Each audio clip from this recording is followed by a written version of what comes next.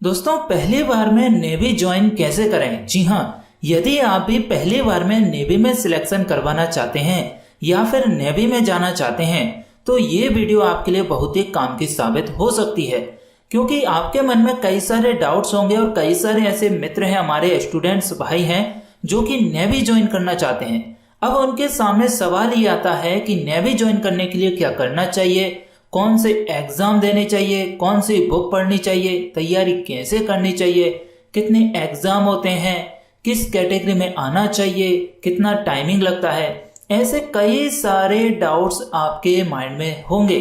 यदि आप इसी तरह के सवालों से जूझ रहे हैं तो दोस्तों आपके लिए ये वीडियो बहुत ही काम की साबित होने वाली है, इसलिए वीडियो को लास्ट तक देखते रहिए। और आपसे अब निवेदन है कि यदि आप अपने टाइम पास के लिए इस वीडियो को देख रहे हैं तो इस वीडियो को यहीं छोड़कर कोई अच्छी सी दूसरी वीडियो देखिए जिसमें आपके लिए वहां से अच्छी इन्फॉर्मेशन मिल सके। ये वीडियो उन भाइयों के लिए है, उन मित्रों के लिए है जो नेवी ज्वाइन करना चाहते हैं। और यदि आपने संकल्प बना ही लिया है तो वीडियो को लास्ट तक देखिए। लेकिन सबसे पहले सब्सक्राइब कीजिए study plus education YouTube channel को और प्रेस कीजिए बेल आइकन को। वीडियो पसंद आए तो लाइक और अपने दोस्तों के साथ शेयर करना ना भूलें। दोस्तों, नेवी में नौकरी पाने के लिए आपको उसके अनुरूप मेहनत भी करनी पड़ेगी। अक्सर जब भी नेवी के लिए आवेदन आते हैं तो उसमें लाखों लोग आवेदन करते हैं, जिससे अंदाजा लगाया जा सकता है कि कितने लोग इस नौकरी की चाहत रखते हैं। इसमें नौकरी पाने के लिए आपको कड़ी मेहनत करनी होगी। इसमें मेरिट किए हुए भी कई युवा हिस्सा लेते हैं व कई लोग सालों से मेहनत करने के बाद भी इसमें सफलता प्राप्त नहीं कर पाते। इसलिए इसमें आपको हार्ड वर्क के साथ साथ स्मार्ट वर्क भी करना बहुत ही जरूरी है। अब सबसे पहले बात करते हैं कि नेवी में जाने के लिए शैक्षणिक योग्यता क्या होनी चाहिए। तो दोस्तों, नेवी में आवेदन करने के लिए उम्मीदवारों का किसी भी मान्यता प्राप्त बोर्ड से 10वीं अथवा 12वीं पास होना जरूरी है। यदि आपने क्लास 10th और 12th पास कर लिया है तो दोस्तों आप एलिजिबल हैं एवं इसमें आवेदन करने के लिए कंप्यूटर कोर्स करना भी आवश्यक है। अब बात करें नेवी के लिए उम्र सीमा कितनी होनी चाहिए, तो नेवी में जाने के लिए उम्मीदवार की आयु न्यूनतम 18 वर्ष व अधिकतम 25 वर्ष तक होनी आवश्यक है। वह एसटी, एससी एवं ओबीसी वर्ग के लिए उम्र में छूट दी जाती है। जब इसके एग्जाम फॉर्म आएंगे तभी आपके लिए कंफर्म हो जाएगा कि कितनी छूट एक्चुअल में मिल रही है। इसके अकॉर्डिंग यदि आप इसकी कैटेगरी में आते हैं तो आप फॉर्म को फिलअप कर दीजिए। अब बात करें कि नेवी के लिए आवश्यक योग्यता क्या होनी चाहिए। दोस्तों, इंडियन नेवी में भर्ती होने के लिए उम्मीदवारों का न्यूनतम 12th उत्तीर्ण होना आवश्यक है, अर्थात 12th पास होना चाहिए। और 12th में फिजिक्स या केमिस्ट्री विषय होना अति आवश्यक है। फिजिक्स और केमिस्ट्री कहाँ मिलेगी आपको? या तो बायो में मिलेगी या फिर मैथ्स सब्जेक्ट लोगे तब मिलेगी। और सभी विषय में न्यूनतम 50-50% अंक होने अति आवश्यक है। यदि हैं तो आप एलिजिबल हैं। फिर नेवी बनाने के लिए उम्मीदवार भारतीय का नागरिक होना आवश्यक है। यदि आप इंडियन हैं तो नेवी में जा सकते हैं। बात करें यदि हाइट की, तो पुरुष वर्ग के लिए हाइट 157 सेंटीमीटर और महिला वर्ग के लिए 152 सेंटीमीटर होना आवश्यक है। और आई साइट की बात करें तो व्यक्ति की देखने की योग्यता 6/6 होनी जरूरी है, अर्थात 6/6 का रेशियो होना अति आवश्यक है। चेस्ट मतलब छाती की बात करें तो फुलाने पर 85 सेंटीमीटर अर्थात 85 सेंटीमीटर पुरुषों की सीना जो चेस्ट रहता है वह होना चाहिए। आवेदक को हड्डियों से संबंधित कोई रोग या फ्रैक्चर नहीं होना चाहिए। आवेदक शरीर और मानसिक रूप से स्वस्थ होना चाहिए। और इसमें अलग अलग पोस्ट के लिए अलग अलग उम्र सीमा रखी गई है। आप ये मत समझिए कि हमारी 25 क्रॉस हो गई है आयु तो भाई हम इसके लिए एलिजिबल नहीं है।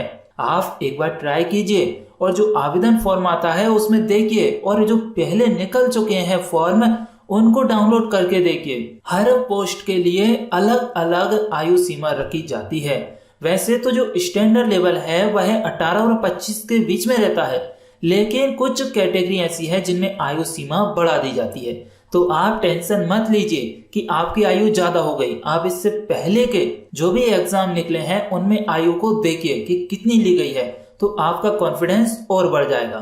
अब बात करें कि नेवी में चयन प्रक्रिया क्या होगी, तो भारतीय नेवी में आवेदन करने के बाद आवेदनकर्ताओं की चयन प्रक्रिया 3 अलग अलग चरणों में रखी गई है, जिसमें पहला चरण आता है लिखित परीक्षा, दूसरा आता है शारीरिक दक्षता परीक्षा और तीसरा आता है मेडिकल परीक्षा।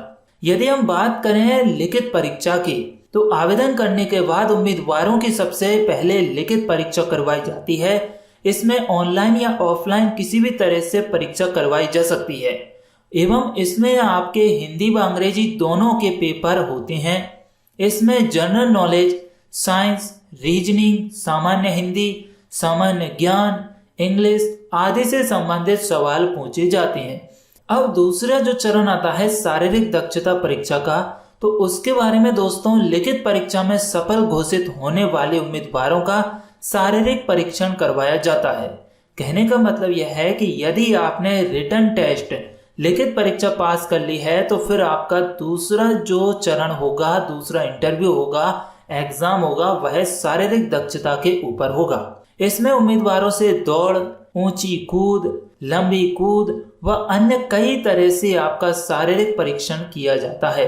वह सभी के अलग अलग अंक निर्धारित होते हैं जो आपको अपने प्रदर्शन के अनुसार दिए जाते हैं। अब इसमें एक और महत्वपूर्ण टॉपिक यह है जो कि नोटिस करने वाली बात है कि ज्यादातर जो हमारे विलेज से भाई रहते हैं, स्टूडेंट मित्र रहते हैं, वो तो ज्यादातर ये कवर कर लेते हैं, जैसे दौड़, ऊंची कूद, लंबी कूद।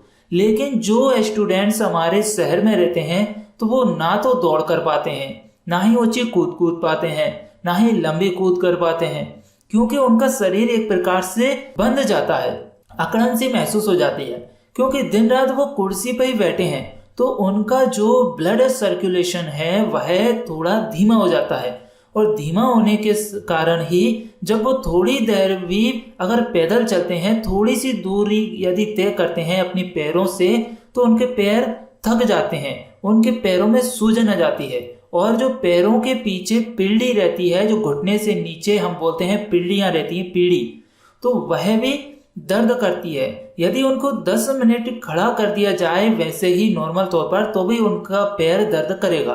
तो आप ये समझिए कि आप एकदम शरीर से कमजोर होते जा रहे हैं। तो इसका एक ही तौर है कि सुबह जल्दी उठिए 5 बजे और आप नंगे पैर, यदि पार्क है, पार्क के चारों तरफ जो बाउंड्री रहती है वहां पर कुछ ऐसी टाल से लगी रहती है, चौका बिछे रहते हैं जो कि दाने बबल्स टाइप के रहते हैं, उन पर यदि नंगे पैर आप दौड़ेंगे तो आपकी ये समस्या खत्म होगी।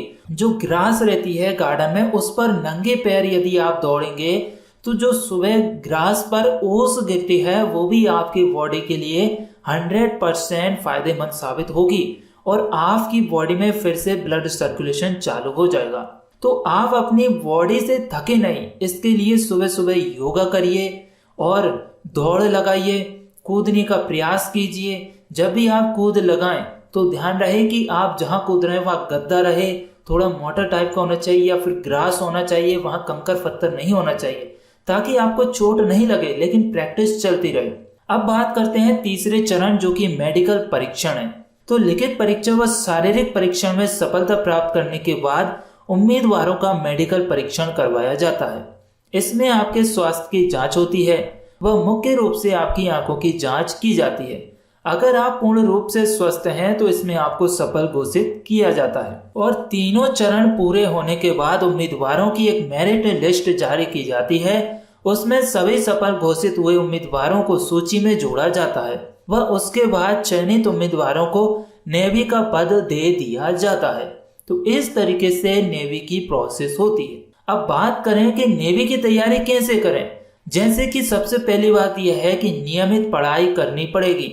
ऐसा नहीं है कि आज पढ़ लिया अब कल पढ़ेंगे, फिर परसों पढ़ लिया, आज पढ़ा तो नहीं पढ़ा, काफी समय है, परसों पढ़ लिया, ऐसा बिल्कुल नहीं चलेगा।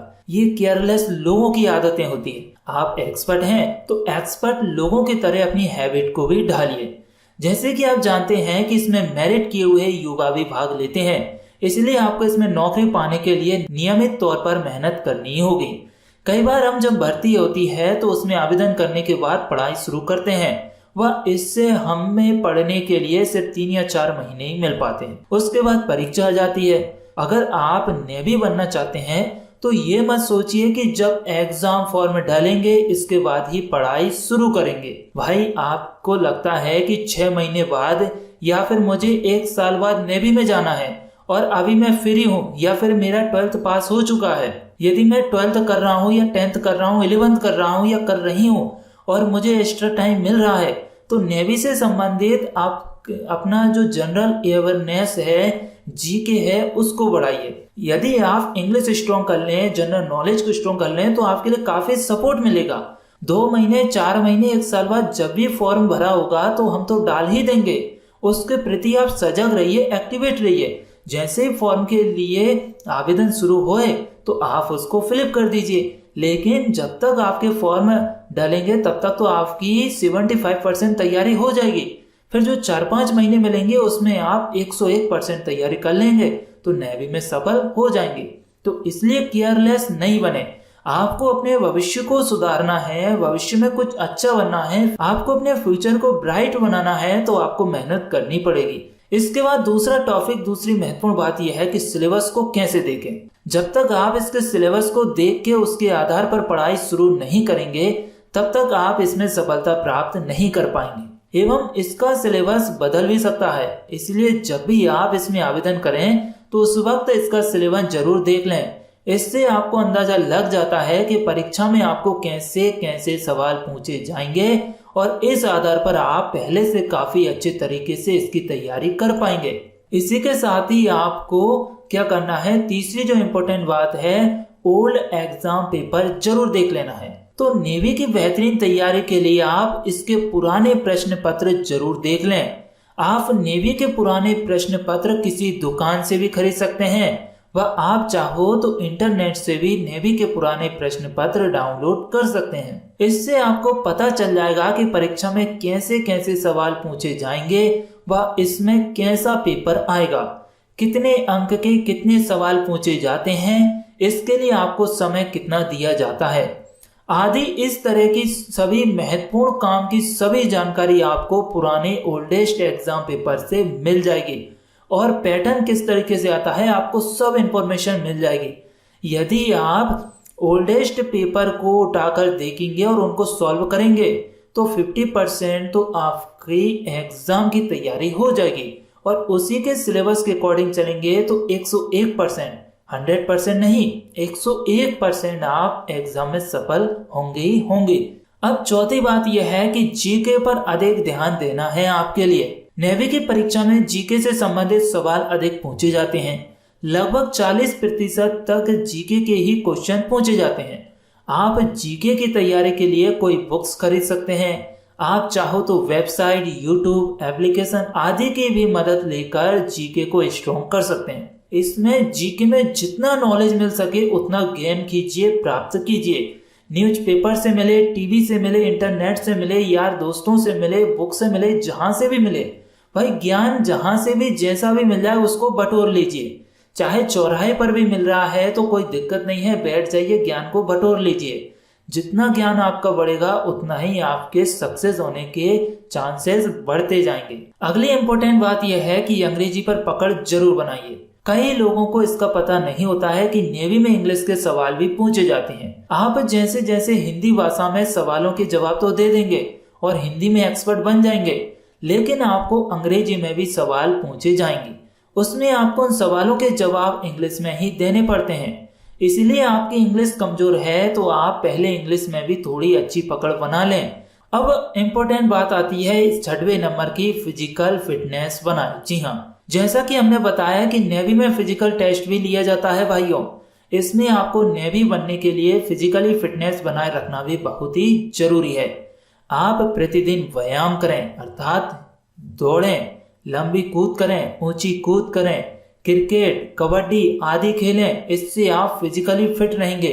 जब आपका नेवी में फिजिकल टेस्ट लिया जाएगा तो आप आसानी से उसे पास कर पाएंगे, वह नेवी में नौकरी प्राप्त कर पाएंगे। अब चाहे वह कोई लड़का हो या लड़की हो, कुछ भी हो, आपको शरीर से फिट होना बहुत ही जरूरी है। तो उम्मीद करते हैं कि दोस्तों आपको वीडियो में बताई गई इन्फॉर्मेशन पसंद जरूर आई होगी और आपको लगता है कि वाकई में यह वीडियो हमारे लिए काम की साबित हुई है और हमें नेवी बनने में यहाँ से हेल्प जरूर मिलेगी।